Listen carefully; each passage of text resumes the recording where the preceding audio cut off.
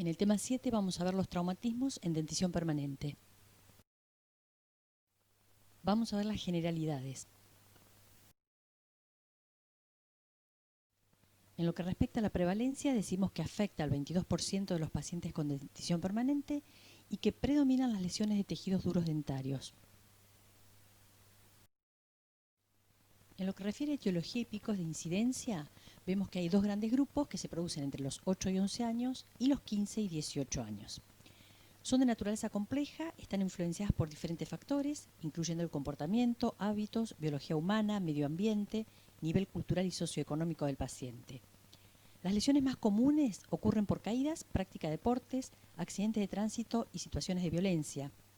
Los accidentes de tránsito provocan lesiones más severas, generando traumas dentales y faciales, al igual que los hechos derivados de violencia, que en ocasiones resultan por consumo de alcohol, drogas o relacionadas con el abuso físico.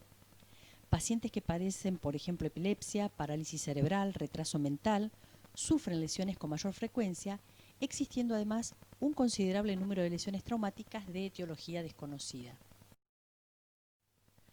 Ante un traumatismo, vemos la evaluación de prioridad médica, realizamos el interrogatorio, examen clínico extraoral e inspección intraoral. Preguntar dónde, cómo y cuándo, como ya lo vimos en el tema 6, en dentición primaria.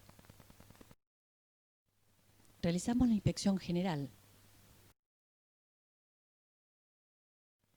En lo que respecta al examen extraoral, observamos asimetrías faciales, abrasiones, contusiones, laceraciones. En lo que respecta al examen clínico de las piezas dentarias, vamos a tener en cuenta la movilidad.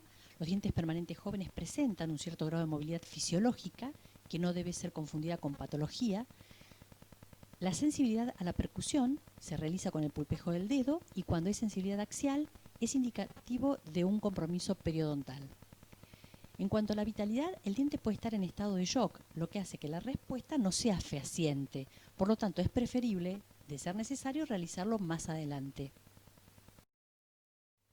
Cuando realizamos percusión, el sonido va a ser sordo si se trata de una subluxación y extrusión, metálico en la luxación lateral, la intrusión y la anquilosis, y es normal en la subluxación y la extrusión. Vamos a realizar una inspección radiográfica. Vamos a solicitar radiografías periapicales, oclusales, panorámica de tejidos blandos y también se puede pedir tomografía o resonancia magnética, según la severidad de la lesión. La radiografía debe ser estandarizada con localizadores para permitir la repetición de tomas en los futuros controles. Para los dientes desplazados se indican 3 angulaciones: normal, mesio y disto-excéntrica. La radiografía debe ser repetida a las 24 horas del traumatismo. Algunas lesiones, como pueden ser fracturas radiculares, recién se van a hacer visibles cuando se interpone el tejido inflamatorio que desplaza el diente hacia el plano de oclusión.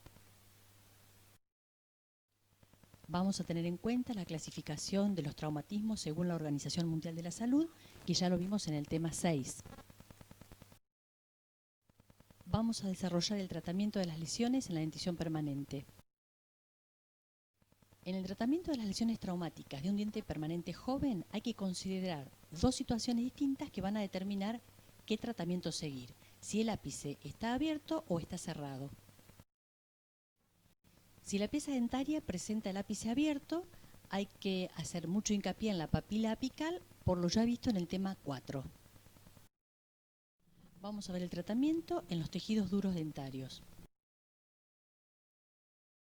En las fracturas de la corona vamos a hacer una limpieza exhaustiva del diente lesionado con spray de agua, evaluar la extensión de la dentina expuesta y búsqueda de microexposiciones pulpares. En la infracción realizamos un control clínico radiográfico, topicación con fluoruros o aplicación de barniz florado, control de la sensibilidad a las 6 u 8 semanas, un control radiográfico a distancia a los 3, 6 y 12 meses. El pronóstico es bueno. Las fracturas coronarias no complicadas de esmalte son pequeñas cuando miden menos de 2 milímetros y son mayores cuando miden más de 2 milímetros. En una fractura coronaria no complicada de esmalte pequeña, lo que se hace es limar los bordes ásperos del esmalte con discos de papel, topicar con fluoruro o aplicación de barniz florado y un control a distancia. En una fractura coronaria no complicada de esmalte mayor a 2 milímetros, se realiza la operatoria con resina y el control a distancia. En una fractura coronaria no complicada de esmalte y dentina, vemos que la exposición de 1 milímetro cuadrado de dentina expone de 20.000 a 45.000 túbulos dentinarios que constituyen una vía de entrada de bacterias e irritantes hacia la pulpa, con la consecuente respuesta inflamatoria. La premisa es crear un sellado hermético contra la invasión bacteriana a través de los túbulos dentinarios hacia la pulpa. En una fractura no complicada de esmalte y dentina, podemos realizar un vendaje de ionómero. Antes de la aplicación de este, se debe limpiar la superficie con agua spray o solución fisiológica. Este tratamiento de vendaje es muy útil cuando el traumatismo ha afectado varias piezas o se han presentado diferentes lesiones y no se puede dedicar mucho tiempo a lo que es una restauración estética. En una fractura coronaria no complicada de esmalte y dentina, en la urgencia lo que hacemos es un vendaje ionómero. Y si se puede realizar el tratamiento definitivo, hacemos la operatoria con resina, un collage, si estuviesen los fragmentos dentarios, puede hacerse una carilla o una corona, que solamente es recomendado cuando el paciente ha alcanzado los 18 años de edad.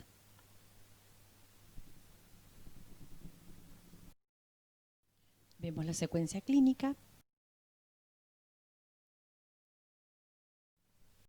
En una fractura coronaria complicada, clínicamente las fracturas presentan una hemorragia leve de parte de la pulpa expuesta.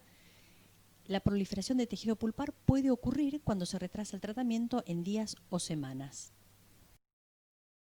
Andreasen y Esbeck consideran que durante las primeras 24 horas posteriores a un traumatismo en el que hubo pulpa expuesta, se produce una respuesta inflamatoria del tejido pulpar no mayor a 2 milímetros. Conforme pasen los días, esta inflamación va a avanzar 1 milímetro por día en profundidad. En una fractura coronaria complicada hay factores a considerar, como son el estado de desarrollo radicular, el tiempo transcurrido, la vitalidad pulpar y el tamaño de la exposición. De acuerdo a estos factores será el tratamiento que voy a llevar a cabo. En las fracturas coronarias complicadas tengo que tener en cuenta entonces si el ápice está abierto o cerrado, si la lesión es puntiforme, o sea entre 1 a 1,5 milímetros de pulpa expuesta, si es no puntiforme, si esa pulpa está vital, está necrótica, si la consulta fue inmediata, o sea dentro de las 12 horas de ocurrido el traumatismo, o si es diferida. Si el ápice está abierto y la pulpa es vital, la consulta es reciente, una exposición puntiforme y aséptica, realiza una protección pulpar directa. Si el ápice está abierto, la pulpa es vital, pero la consulta es tardía o la lesión es de mayor tamaño, realizaré una técnica de Esbeck o una biopulpectomía parcial. El propósito de esta técnica es mantener la vitalidad pulpar y lograr la apicogénesis. En la protección pulpar directa, el tratamiento indicado es la protección con hidróxido de calcio puro, luego fraguable, ionómero de base y restauración con resina.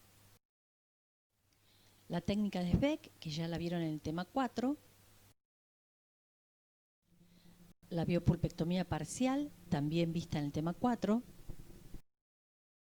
Si la pieza dentaria presenta el ápice abierto y la pulpa no vital, se realiza el tratamiento de conducto con pasta alcalina o la técnica de revascularización.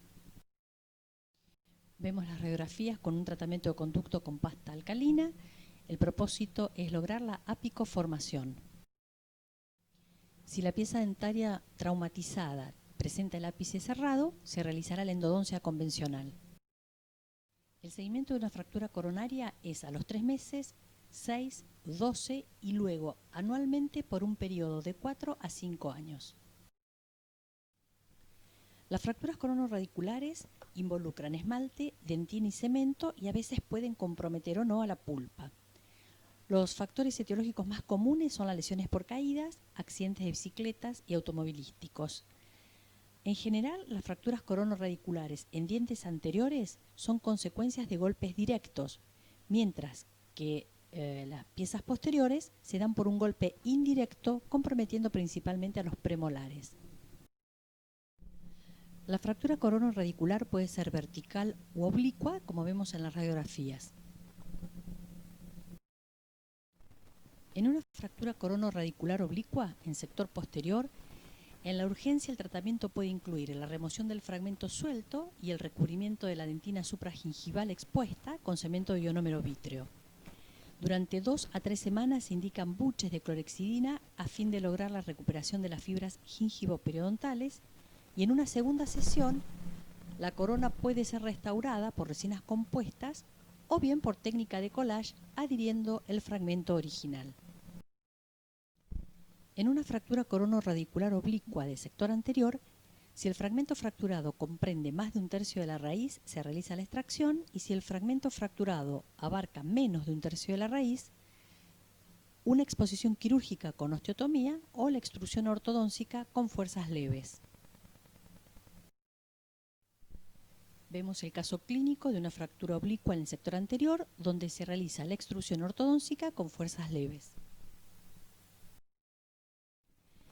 En una fractura corono-radicular vertical, ya sea en el sector anterior o posterior, el tratamiento a realizar es la exodoncia.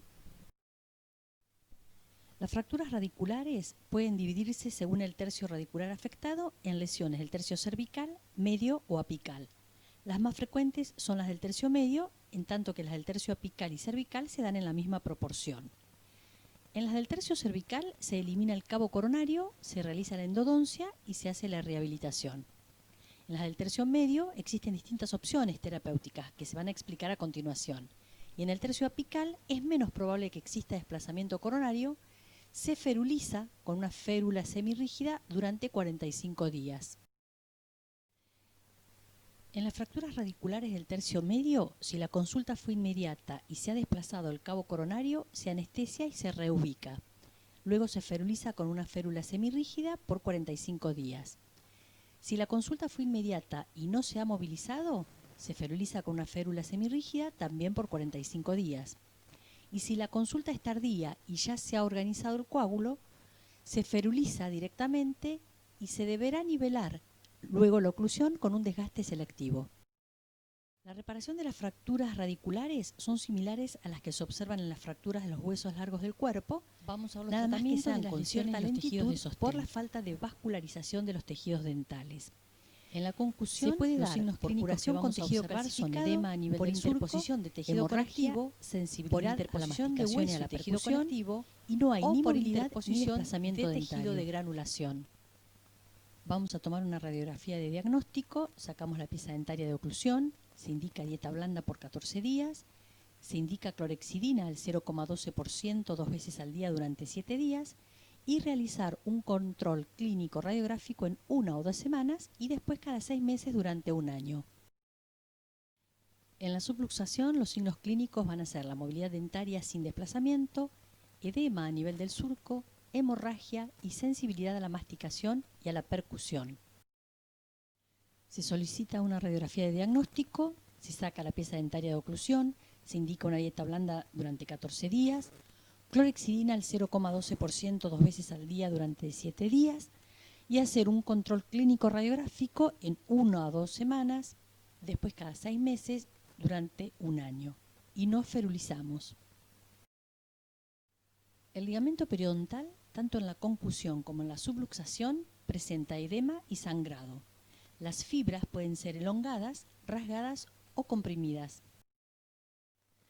En la luxación intrusiva, los signos clínicos presentados son el desplazamiento del diente en sentido apical, desgarro de la parte media gingival, conminución del tejido óseo, no hay sensibilidad a la percusión, hay un sonido a la percusión metálico y la pieza dentaria está firme, trabada en el alvéolo.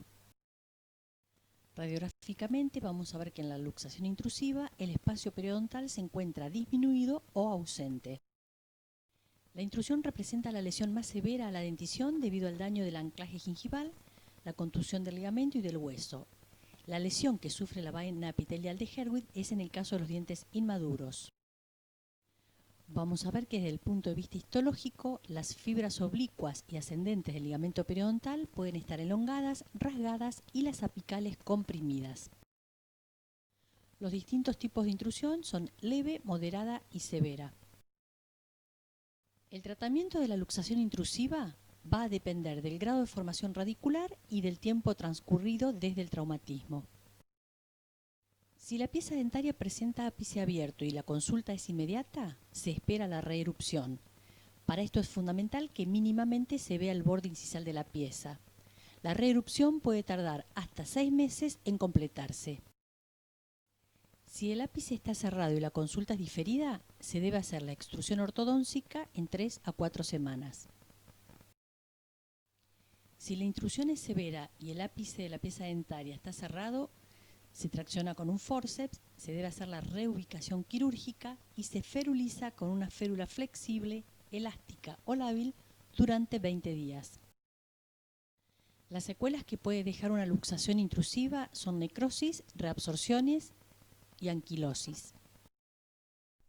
La frecuencia de necrosis pulpares después de una luxación, según Andreasen, se dan entre el 15 al 59%. Los factores que están relacionados al desarrollo de necrosis son el estado de desarrollo radicular y el tipo de luxación. El estado de desarrollo radicular con un ápice abierto es un 60%, con un ápice cerrado 96%. En el diente inmaduro posiblemente pueden ocurrir leves movimientos del paquete vasculonervioso a través del foramen amplio que permite la elongación del mismo sin que se corte. En cuanto a los factores relacionados al desarrollo de necrosis, según el tipo de luxación, hay una mayor frecuencia en la intrusión y va disminuyendo hasta que la menor frecuencia se da en la concusión. En una luxación extrusiva podemos observar que el diente está sobresalido del plano de oclusión, hay un desgarro gingival, sangrado del periodonto, movilidad elevada y sonido a la percusión sordo. Radiográficamente el espacio del ligamento periodontal está aumentado, especialmente hacia apical, y este aumento del espacio periodontal se hace más manifiesto en radiografías oclusales. Histológicamente en esta lesión el ligamento periodontal sufre cambios inmediatos como la ruptura completa de fibras y del paquete vasculonervioso de la pulpa. A las 2 semanas de ocurrida la lesión pueden verse fibras del ligamento recién formadas y a las 3 semanas en esas fibras ya aparece parte del ligamento normal. El tratamiento de la luxación extrusiva es anestesiar, reubicar, ferulizar con una férula flexible 2 a 3 semanas, no más de 20 días, y controlar la salud pulpo-periodontal. ¿Qué signos clínicos vemos en la luxación lateral? Desplazamiento de la corona en sentido horizontal, traba de la pieza dentaria en esa posición, sangrado del periodonto y sonido a la percusión metálico. Si la consulta es inmediata, anestesiar, destrabar y reubicar. Una vez que el diente ha sido posicionado, las tablas óseas palatinas y labiales deben ser suavemente comprimidas. Readaptar la encía lacerada al cuello del diente y, si es necesario, suturarla. Ferulizar con una férula flexible 2 a 3 semanas, no más de 20 días. Vemos esta situación clínica donde se hace la reposición y la ferulización. En el caso de que la consulta sea diferida, se deberá permitir que el diente se alinee espontáneamente a una posición normal una vez reabsorbido el coágulo o ser removido ortodóncicamente.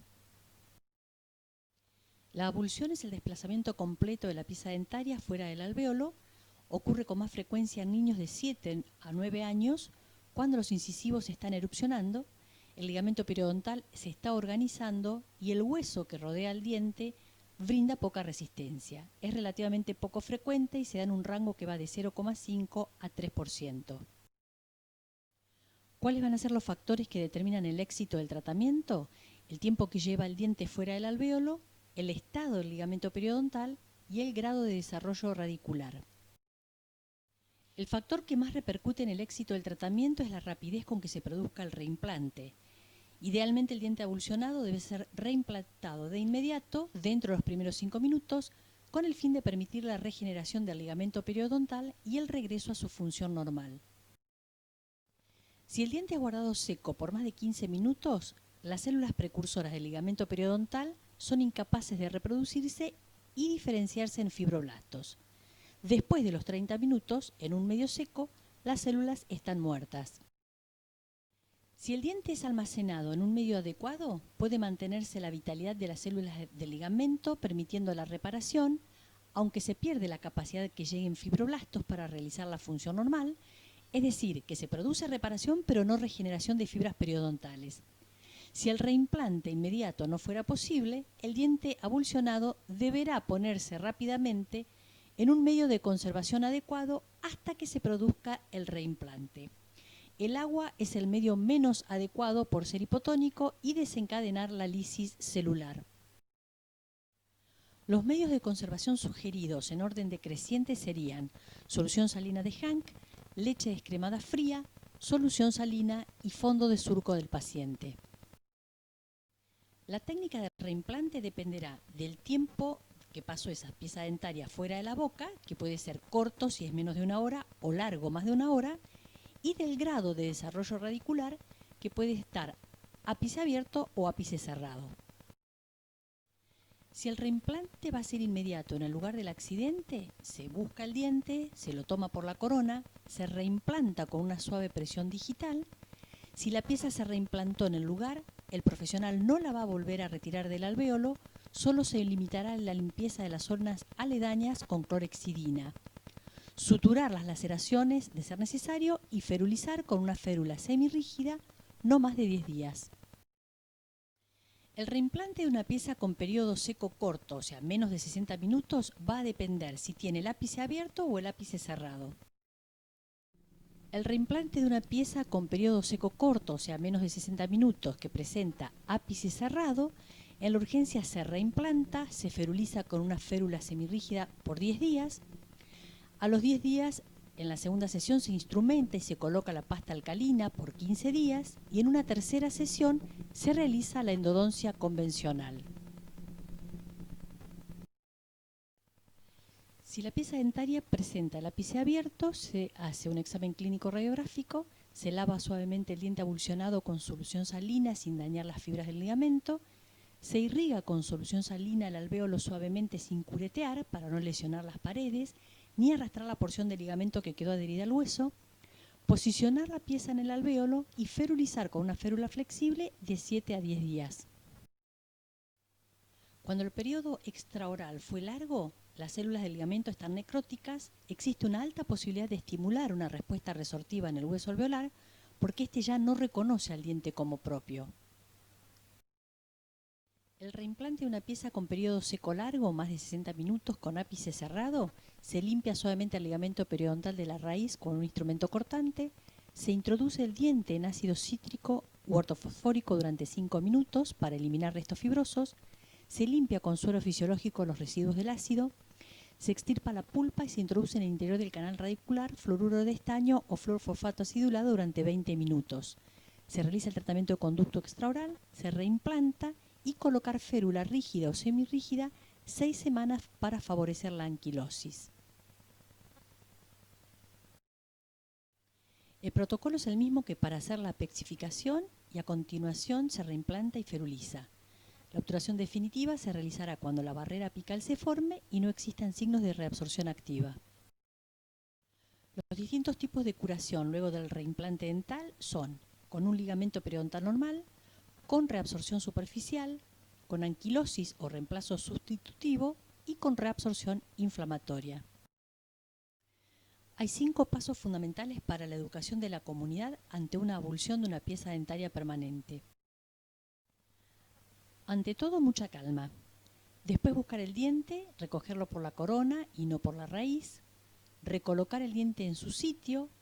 Si no pudiera recolocar el diente, transportarlo en un medio húmedo, como puede ser un recipiente que contenga leche, suero o en la propia boca del niño. Y luego concurrir al odontólogo. Tratamiento de las lesiones de tejidos blandos. En la abrasión vamos a limpiar las lesiones epidérmicas con agua y jabón, realizar la hemostasia con gasa, evaluar el tamaño de las lesiones y la necesidad de suturarlas y tomar radiografías de tejidos blandos. Se desinfecta la zona con un antiséptico como iodopovidona o clorhexidina y no debe taparse la herida con gasa. La contusión requiere medicación analgésica y hay que esperar la evolución para la reabsorción de la sangre extravasada. La laceración es una herida que puede requerir sutura o ser pegada con la gotita. También pueden utilizarse las tiras de sutura adhesiva conocidas como Steri-Strip. Vemos los distintos tipos de sutura. Tratamiento de lesiones de los tejidos óseos.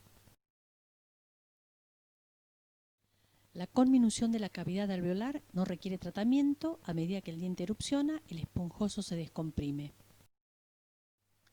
La fractura de la pared alveolar no puede ser diagnosticada por radiografías periapicales con una incidencia normal, pero sí en películas con incidencias laterales.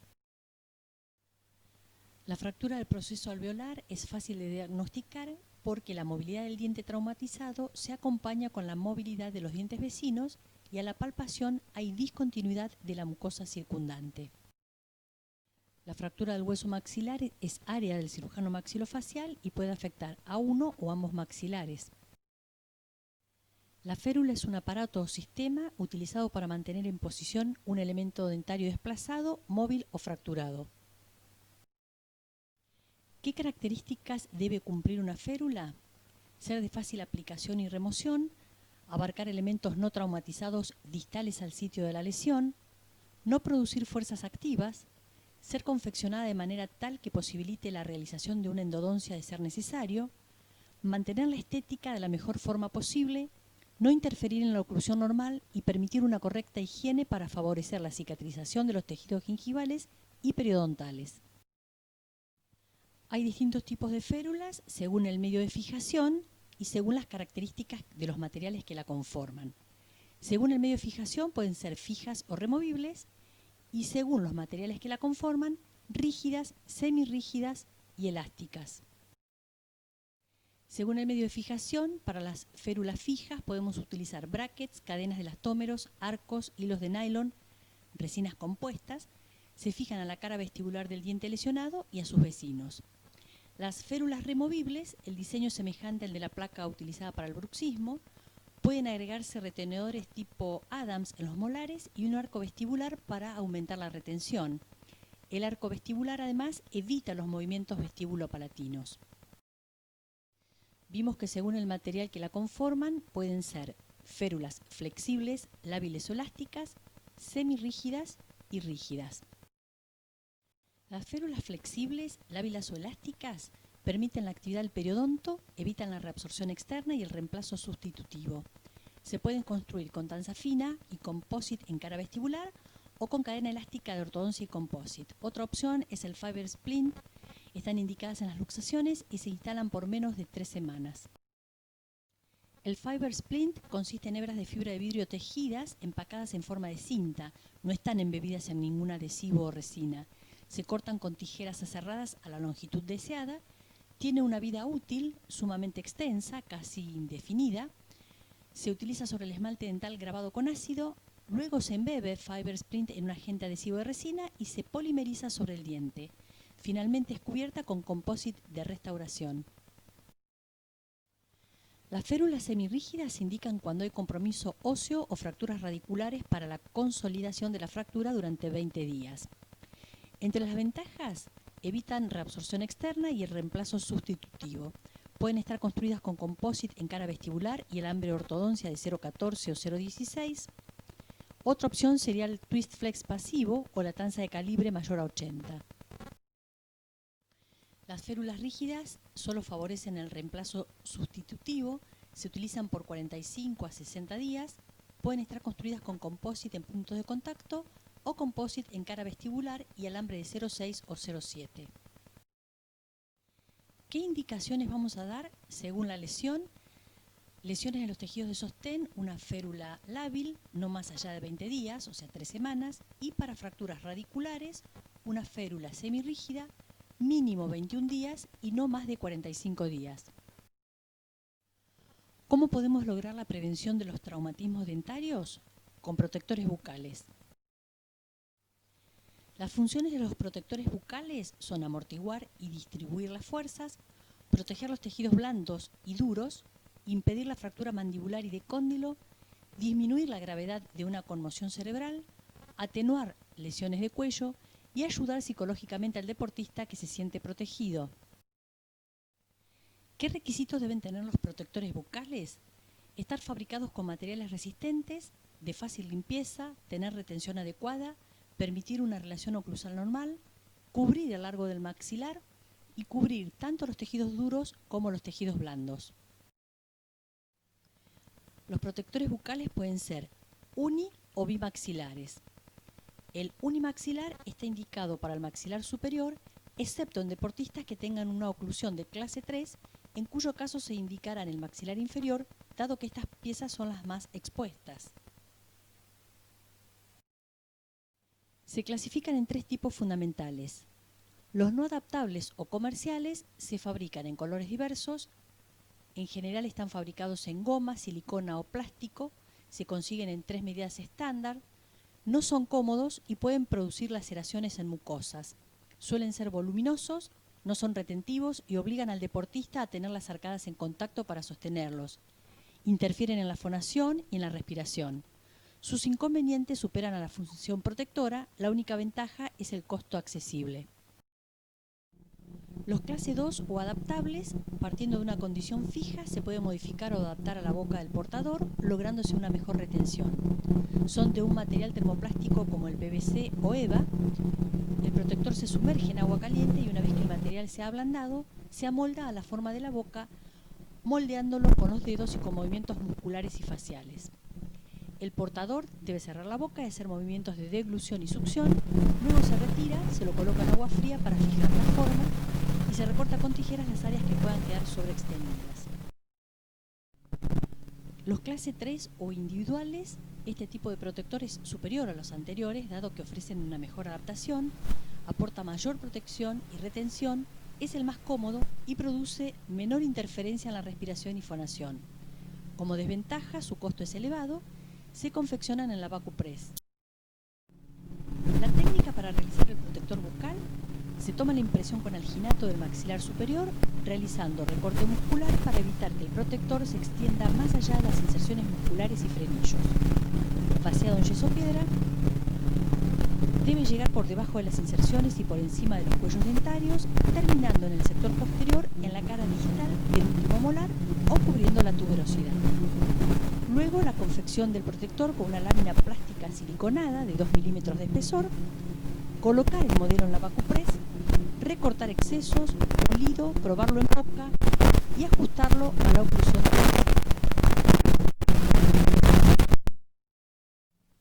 Acá vemos la VacuPress y el protector terminado. Y lo que siempre decimos, que lo más importante es prevenir.